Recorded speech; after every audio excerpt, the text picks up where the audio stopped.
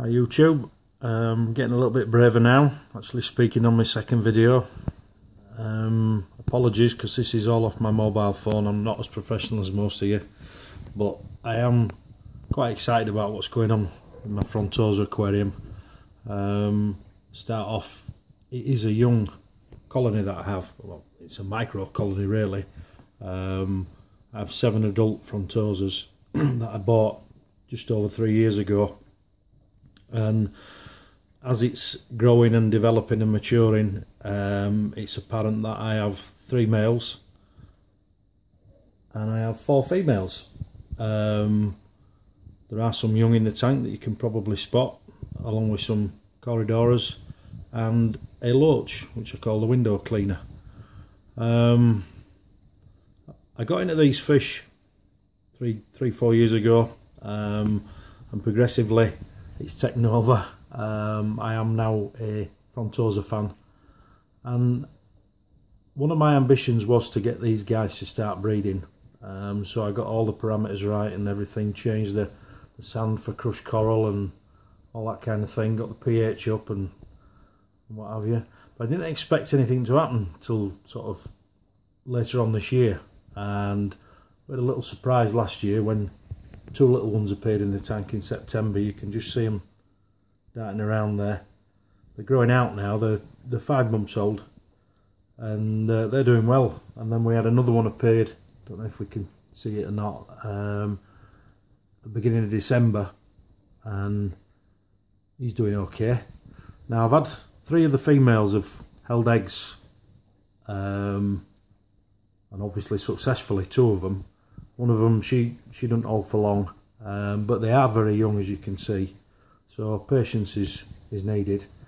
But the male, the alpha male, who's just gone in that cave there, he is quite a prolific breeder, and I probably need to get more females for him because he does press them a little bit. And the young one, or the smallest one, which we haven't seen yet, appeared at the beginning of December. Now the mother of that fish, she was holding eggs again a few weeks ago, which those of you that know, when a female Frontosa holds the eggs in her mouth, she doesn't feed. So a little bit concerned that she hadn't fed for a while, and then she'd produced a young, obviously, and then within a short space of time had produced another batch. So I actually took lengths and made myself a tumbler, and I stripped the eggs from her 2 weeks ago, actually, 2 weeks tomorrow, and they're doing fine now. They're growing out, as you can see, and they're probably another week or maybe 10 days they'll be ready to go into the fry tank that I've prepared. So that's exciting. And like I say, it's caught me out a little bit. I had ordered an egg tumbler on the internet, but because it's coming from Hong Kong, it hadn't arrived. So I made one and done all right. Yeah, I had a big batch of eggs. We counted nearly 50, which is a lot. Some of them weren't fertilised, so we lost those straight away. And then we lost a few over the following few days, but we haven't lost any for about 10 days now, and they're doing well, as you can see. See if I can get a bit closer for you because they're hard to pick up on my phone. But as you can see, I don't know if you can pick it up, but the stripes are starting to show. And these will have been stripped 2 weeks tomorrow, and she'd held for 5 days prior to them being stripped. So these are about probably 19 days old in total. Okay.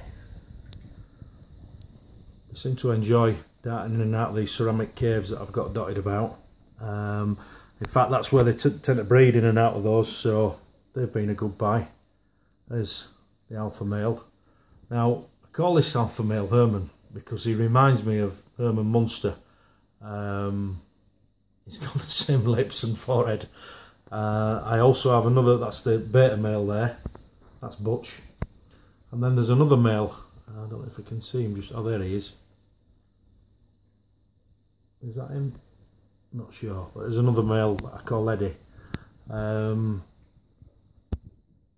young that you can see there at the top,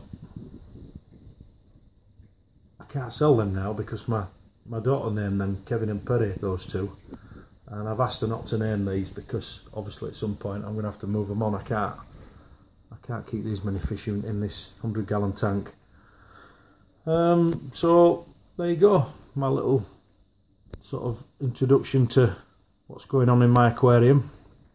Hope you like it.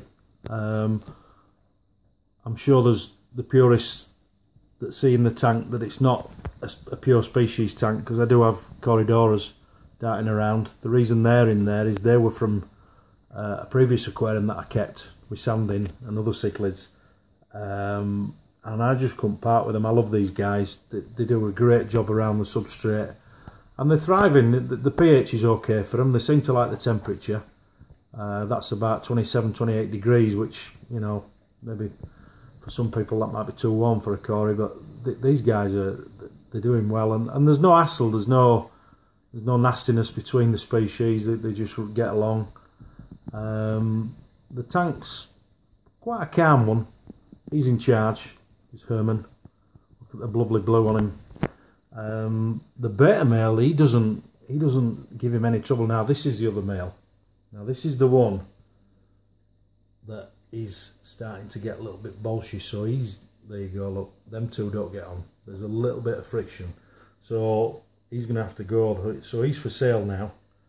I hate to part with him, but he's got to go for the sake of the peace and quiet. And then I hope to introduce at least 1 or 2 more females, and that should keep Herman happy.